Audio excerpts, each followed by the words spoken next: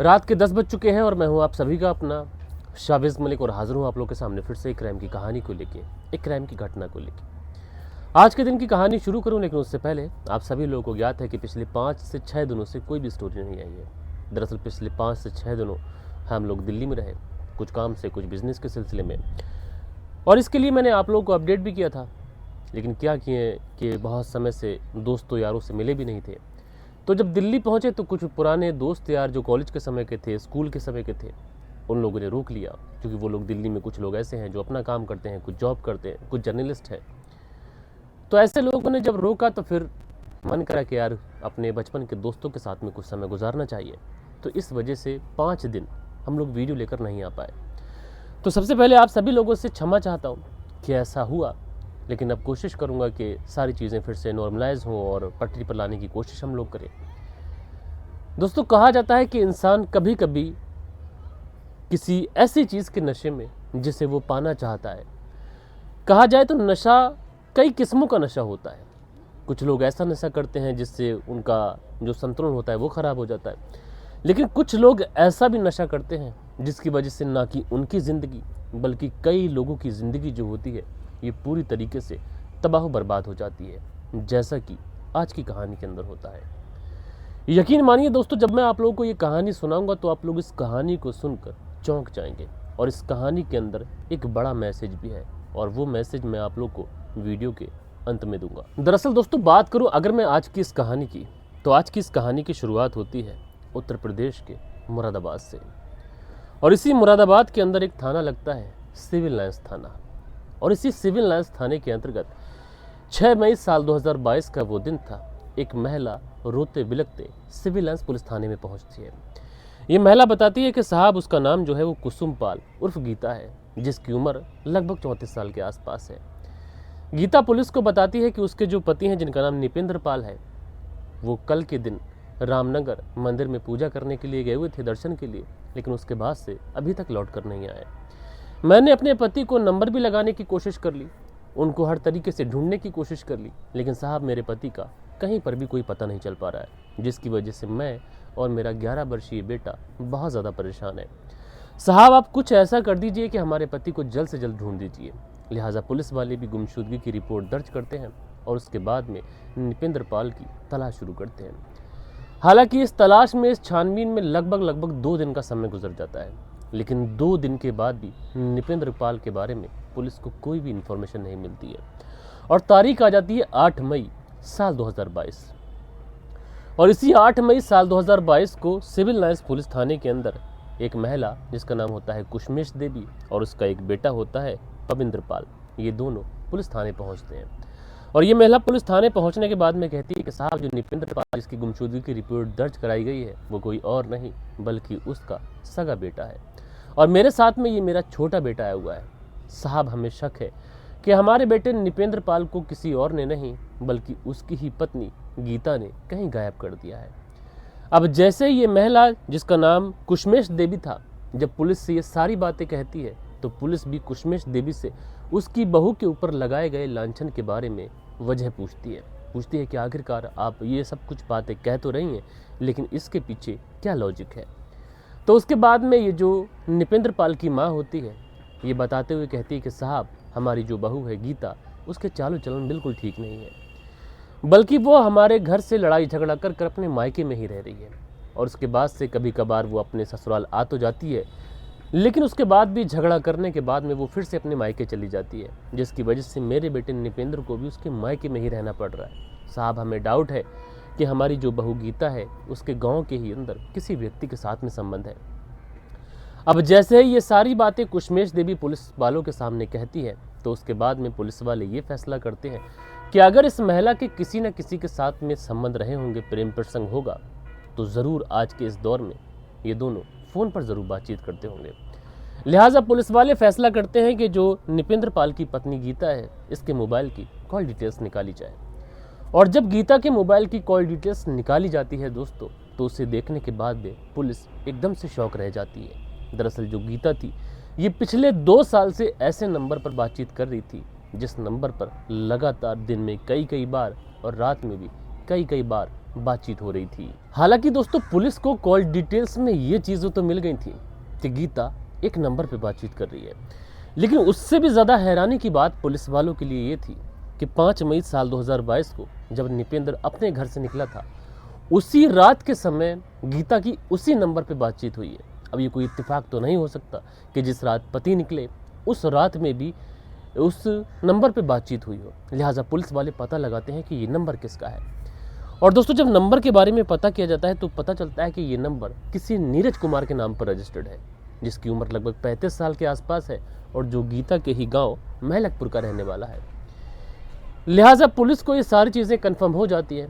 इसलिए शक के आधार पर पुलिस जो थी 9 मई साल 2022 को गीता को पूछताछ के लिए पुलिस थाने बुलाती है। अब पुलिस थाने बुलाने के बाद में गीता से सबसे पहले नीरज कुमार के बारे में पूछा जाता है कि नीरज कुमार कौन है और तुम उसे कैसे जानती हो। तो शुरुआत में गीता कहती है कि वो किसी भी नीरज कुमार को नहीं जानती। लिहाजा पुलिस जब कॉल डिटेल्स ये सारी चीज़ें गीता को दिखाती है तो गीता कहती है कि हाँ, मेरा उसके साथ में प्रेम प्रसंग है। मैं पुलिस को नीरज कुमार का नाम इसलिए नहीं बता रही थी कि मेरी बदनामी ना हो जाए, लेकिन मैं उससे प्रेम प्रसंग तो है मेरा उसका, लेकिन ये कैसे कंफर्म है कि मैंने अपने पति का मर्डर किया है। साहब इसका कोई भी मतलब नहीं है कि मैं अपने पति का कत्ल कर दूंगी। हाँ, मैं प्यार ज़रूर करती हूँ, लेकिन मेरे पति की गुमशुदगी में या उसके कत्ल में मेरा कोई भी हाथ नहीं है। लिहाजा पुलिस वाले अब गीता का जो प्रेमी था नीरज कुमार, उसको भी पुलिस थाने बिठा लेते हैं। और पुलिस थाने बुलाने के बाद में नीरज और गीता इन दोनों को फ्रंट सीट पर बैठा कर और जब इनसे पूछताछ की जाती है तो ये दोनों इतने ज़्यादा पक्के थे कि पुलिस के किसी भी सवाल का सही तरीके से जवाब नहीं देते हैं।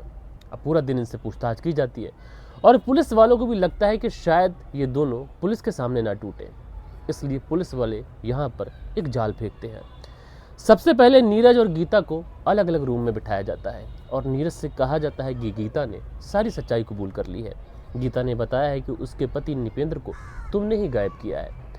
अब जैसे ही नीरज कुमार ये बात सुनता है, आग बबूला हो जाता है। वो कहता है कि साहब गीता झूठ बोल रही है, दरअसल वो मुझे फंसाने की कोशिश कर रही है। मैंने उसके पति को गायब नहीं किया है, बल्कि उसके पति की मौत हो चुकी है, उसकी हत्या कर दी गई है और उसकी हत्या करने में मेरा ही हाथ नहीं बल्कि प्लान उसकी पत्नी गीता का है।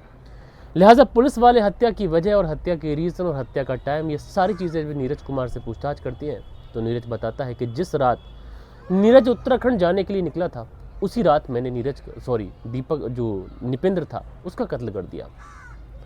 और पुलिस वाले जब डेड बॉडी के बारे में पूछते हैं तो नीरज बताता है कि डेड बॉडी को मैंने जंगल के अंदर कहीं फेंक दिया है।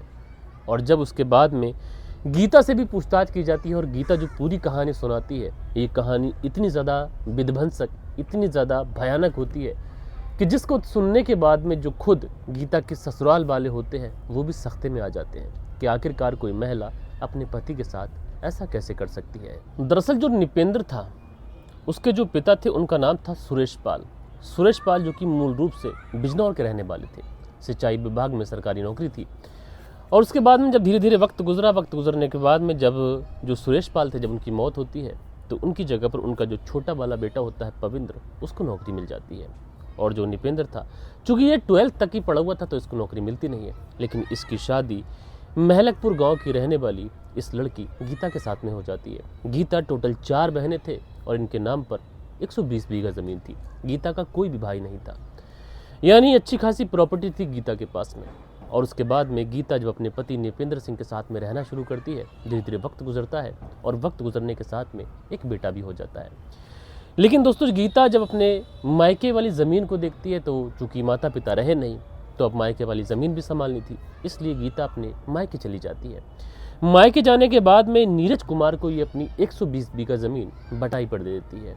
जो नीरज कुमार है ये इस गीता का पहले का दोस्त था और इन दोनों के बीच में रिश्ते थे, लेकिन उसके बावजूद भी गीता ने निपेंद्र से शादी की और उसके बाद में एक अच्छी भली ज़िंदगी गुजार रही थी। लेकिन जब अब ये वापस अपने मायके पहुंची तो फिर नीरज कुमार से मुलाकात हुई और जो पुराना प्यार था वो परवान चढ़ने लगा। अब धीरे धीरे ये पुराना प्यार जो था परवान चढ़ता है और इधर जो निपेंद्र था, जब उसको भी लगता है कि उसकी पत्नी अब अपने मायके में ही रहेगी तो ये भी उसके मायके ही जाके रहने लग जाता है। धीरे धीरे वक्त गुजरता है और वक्त गुजरने के साथ में जो निपेंद्र था उसको आखिरकार इस बात की खबर लग जाती है कि उसकी जो पत्नी है उसका इस नीरज कुमार के साथ में अफेयर चल रहा है। इसलिए वो अपनी पत्नी से इस बारे में बात करता है, लेकिन पत्नी कह देती है कि तुमसे लोगों ने हमें भड़काने के बारे में ये सब कुछ किया है, ताकि जो हमारा हंसता खेलता परिवार है वो उजड़ जाए। दरअसल लोग हमारी मोहब्बत से, हमारे रिश्ते से, हमारे पैसे से जलते हैं। हालांकि निपेंद्र को गीता की ये बातें थोड़ी सी सहूलियत ज़रूर देती हैं, लेकिन उसके बाद में निपेंद्र कहीं ना कहीं अंदर ही अंदर परेशान रहने लगा था। और इस परेशानी का आलम यह होता है कि निपेंद्र को अब शराब की आदत लग चुकी थी। निपेंद्र शराब पीट कर घर आता, घर आने के बाद में अपनी पत्नी के साथ में इसी नीरज कुमार को लेकर झगड़ा करता और कई बार मार पिटाई हो जाती थी। इधर जब निपेंद्र अपने ससुराल में जाकर रहने लगा था, तो ये जो लड़की थी गीता, इसका भी उसके प्रेमी के साथ में अब मिलना जुलना बंद हो चुका था। इसलिए गीता किसी तरीके से अपने प्रेमी नीरज कुमार को कॉल करती है और कॉल करने के बाद में कहती है कि हम दोनों एक दूसरे से शादी भी करना चाहते हैं, एक दूसरे के साथ रहना भी चाहते हैं, लेकिन उसका जो पति है ये कबाब में हड्डी बन रहा है। इसलिए बेहतर यही होगा कि उसके पति निपेंद्र को अब रास्ते से हटा दिया जाए। लेकिन दोस्तों, जो नीरज कुमार था ये भी एक शादीशुदा व्यक्ति था, इसकी भी शादी हो चुकी थी और ये बात गीता अच्छे भले जानती थी। लेकिन जो नीरज कुमार था वो ये जानता था कि इस गीता के नाम पर 120 बीघा ज़मीन है और उसके पति ने उसके खाते में अच्छे खासे पैसे भी डाल रखे हैं। और इस पैसे और ज़मीन के लालच में जो नीरज कुमार था वो ये काम करने के लिए आखिरकार तैयार हो जाता है। उसके बाद में प्लान बनता है और इस प्लान में जो नीरज कुमार था अपने साथ दो दोस्तों को मिलाता है। एक होता है उसका चचेरा भाई मिथुन और एक होता है उसका दोस्त गांव का जिसका नाम होता है सागर। उसके बाद में 5 मई साल 2022 को जब निपेंद्र मार्केट जाने के लिए निकलता है तो उस समय गीता नीरज कुमार को कॉल करती है और कॉल करने के बाद में कहती है कि उसका पति मार्केट गया हुआ है, सही वक्त है, आज काम हो जाना चाहिए। उसके बाद में नीरज कुमार अपनी स्कॉर्पियो निकालता है, अपने दोनों दोस्तों को बैठाता है और उसके बाद निकल जाता है मार्केट की साइड। मार्केट की साइड पहुंचता है, वहां पर ये जो लड़का था निपेंद्र कुमार ये उसको मिल जाता है और निपेंद्र कुमार को ये अपनी गाड़ी में बिठा लेते हैं। ये लोग निपेंद्र कुमार को गाड़ी में बिठाते हैं और उससे पूछते हैं कि तुम कहाँ जा रहे हो। निपेंद्र कुमार कहता है कि बस मार्केट जा रहा हूँ। तो ये लोग कहते हैं कि हमें भी मार्केट किसी काम से जाना है, लेकिन हम लोग साथ में ही लौट के आ जाएंगे, तुम चिंता मत करो।